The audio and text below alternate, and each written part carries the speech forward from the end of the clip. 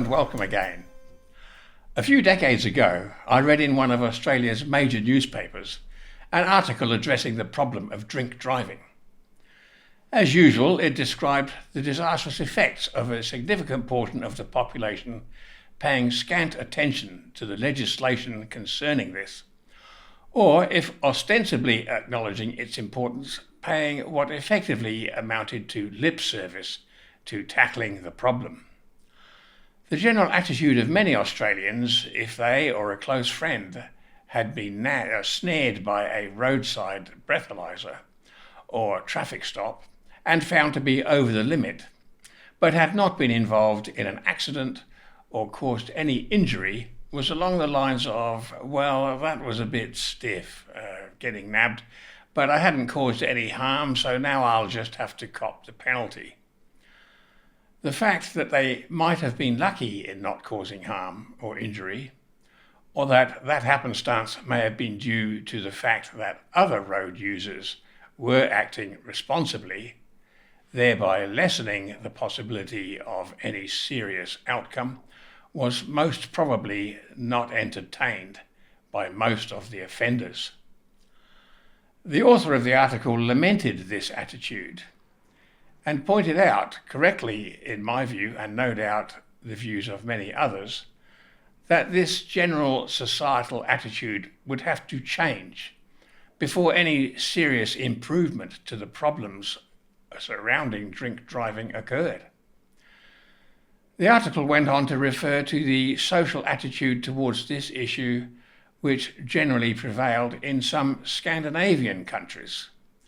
There, the author's research had shown that instead of the typical Australian attitude of that time, that it was basically bad luck getting caught with a little too much alcohol in the blood, the offenders were regarded by the other members of the community much as they would have been had they decided to go walking down the street minus their trousers. In other words, they would have been regarded as either rather foolish or perhaps suffering from some temporary derangement of their mental faculties. The author noted that there was considerably less harm occurring from drink driving in communities where such general attitudes existed, which, if we're honest, we would expect to be the case, since most folk wouldn't willingly invite scornful mirth or pitying derision from their local communities and would adjust their behaviour accordingly. I want to discuss how changes of attitude such as these eventually become reflected in the circumstances obtaining in society as a whole. To finalise the point just discussed, the attitude in Australia over the few decades since that newspaper article has changed quite noticeably, and there is much less tolerance now for people willing to chance it by having a few too many before getting behind the wheel of a vehicle. Penalties have become more severe. The chances of getting caught have increased because of improved technology and police work, which have come about because of political and social pressure on legislators, and offenders rarely experience sympathy from anyone, including those close to them in family, work, or social relationships. The following paragraph is taken from the report listed in the comments box. Quote, "In Australia, since the early 1980s, there have been substantial declines in both the number and the proportion of motor vehicle fatalities that are alcohol-related. In 1981, the proportion of fatally injured drivers recording a blood alcohol concentration of 0.5 grams per 100 mil or greater was 44%. By 1998, this had reduced to just 26%. The Australian Transport Safety Bureau, 1988. Despite this considerable reduction, alcohol still remains one of the primary causes of road fatalities and contributes significantly to non-fatal road injuries in Australia." End quote. There are, as one would well expect, a number of factors affecting such statistics, but it's clear that a gradual changing of the attitude in the general population is a major one. It's also clear that no matter how well most people adjust their attitudes to laws and regulations affecting the safety of themselves and others, there will always be a cohort, hopefully as small as possible, which either fails to pay much attention or simply ignores the issue altogether. Those in this group may well end up being categorized as basically criminal in nature, or if subjected to an in-depth psychological scrutiny, as being seriously maladjusted to life in a social community, or in other words, with a diagnosis of some mental disorder such as those listed in the DVSM, the Diagnostic and Statistical Manual of Mental Disorders. What's the significance of this analysis? It's this. Anyone classed as basically normal by the general community knows that persistent antisocial behaviour indicates more profound personal problems, which demands attention and preferably remedial action, which often takes the form of being held to public accountability in a trial and often necessitates deterrent punishment, including custodial sentences if the offences are serious enough, treatment of a psychological or psychiatric nature, or a combination of these. Because norms of human behaviour are from time to time reclassified or defined, it's important that this process be as orderly as possible and keeps pace with the zeitgeist or spirit of the times. That is why the trial by jury system is far superior to the one we are currently saddled with, which relies on the control of an individual employed by one of the parties, which obviously institutionalizes bias and partiality. It also replaces the flexibility of the considered deliberation of the consciences of 12 varied individuals with a series of one-size-fits-all prescribed penalties, which nullifies to a great extent the consideration of the accused's intent in their actions, which should objectively weigh substantially in deciding the degree of criminality or mental aberration involved. Nevertheless, the advantages of trial by jury so obviously outweigh the shortcomings of trials run by magistrates or judges that it's imperative that each member of the community strives for the full restoration of the former and resists the continuing erosion of this right, which all too few know is enshrined in law under Magna Carta 1215.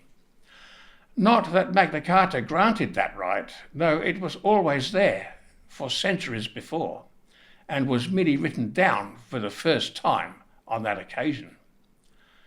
The point I wish to make here is that if we want to make even a remotely comparable difference to the lawlessness of our current community, when measured against that improvement seen in the drink driving issue, a wholesale change of attitude must be achieved.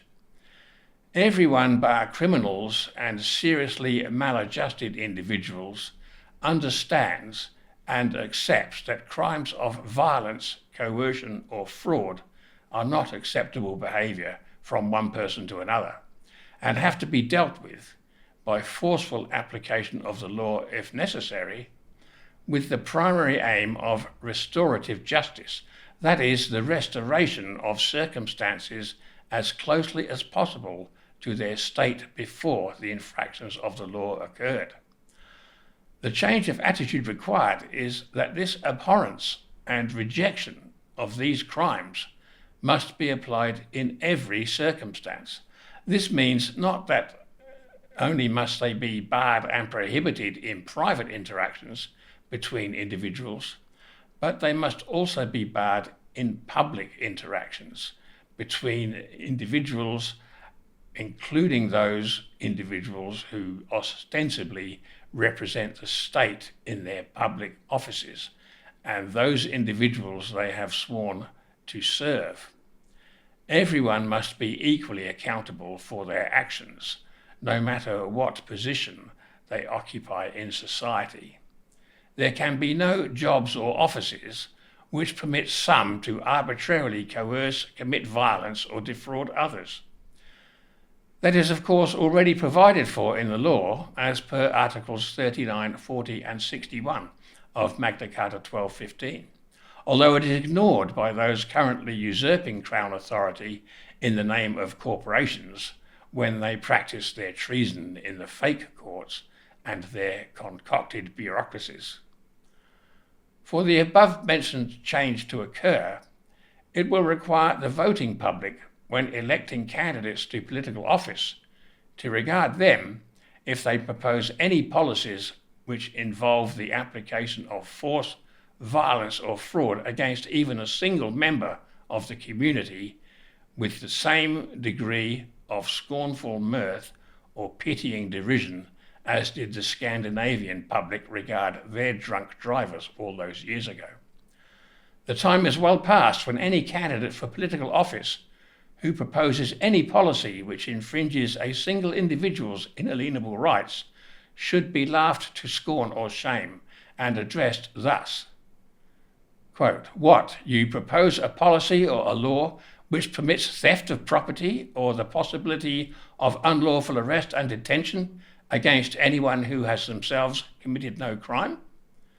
Are you insane? Have you checked that your fly is done up, or better yet, that you are trousered while in public? Have you forgotten that the actions you propose are crimes if you commit them on your own account? Yet you are demented enough to seek the approval from we, the community, a license to commit these crimes with our approval, justifying this appeal with the absurd claim that it's for the benefit of others? We are going to recommend that you be psychologically assessed to try to determine why you have fallen victim to such delusional fancies, and out of our kindness to render such assistance as may be available to help you return to your normal senses, such as those all law-abiding individuals enjoy when not consumed with dreams or aspirations of unlawful power." End quote. These are questions we should be asking any candidate for political office. That is how they should be spoken to. That is the type of attitude that must prevail in the community if we are ever to escape the hitherto perpetual cycle of dominance by violence, actually demanded and voted for by a society wherein are too few individuals willing to accept responsibility for their own lives, and too many who shamefacedly try to duck-shove that responsibility onto others. The golden rule on which our common law is based was exemplified in the accounts, whether true or apocryphal is irrelevant, of the life of Jesus Christ. Everyone apart from criminals agrees with it. Yet 2,000 years later, we're no closer to a society embodying those principles than people were then. The question that must be asked is why? And the first answer that must be considered is because the people running our societies are criminals. They do not subscribe to the golden rule or the common law. They rule only for their own benefit. And they will continue to rule forever, until the law-abiders in sufficient number rise up and deride them, consigning them to the derision and obstinate refusal and exclusion that their criminal actions deserve. There is no guarantee that good will eventually triumph over evil by some mystical or magical means. Good and evil are motivations that exist within every living individual, and the battle between them must be fought by every single individual. Whether we're winning or losing gives us the reading on how well we're doing as a community. There's no evading reality or natural law. There's only the question of whether we as an individual are standing on the right or the wrong side. And those sides are the side of law or the side of campaigning for those who advocate lawless violence. On which side are you? Thank you for watching.